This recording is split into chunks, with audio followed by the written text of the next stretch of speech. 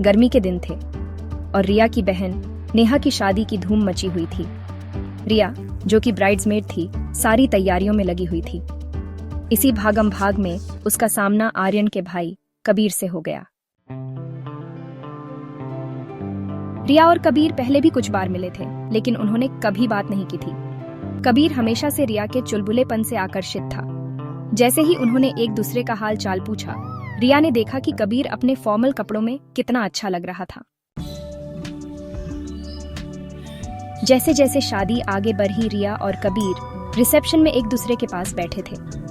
उन्होंने बातें शुरू की और पाया कि उनके बीच बहुत कुछ समान है। एडवेंचर के लिए उनके प्यार से लेकर म्यूजिक के लिए उनके जुनून तक उनकी बातचीत बहुत अच्छी चल रही थी। जैसे जैसे रात हुई, रिया और कबीर एक दूसरे के करीब आ गए।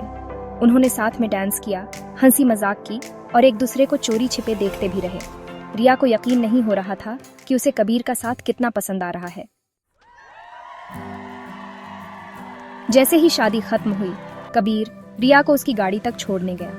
वे बाहर खड़े थे और एक दूसरे से अलग होने का मन नहीं कर रहा था। कबीर ने रिया से उसका नंबर मांगा।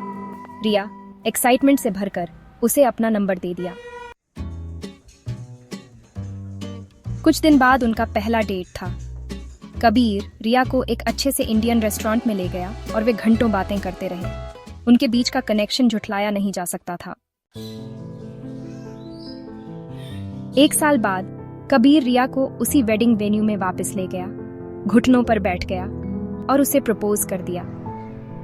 रिया ने भावुक होकर हाँ कह दिया।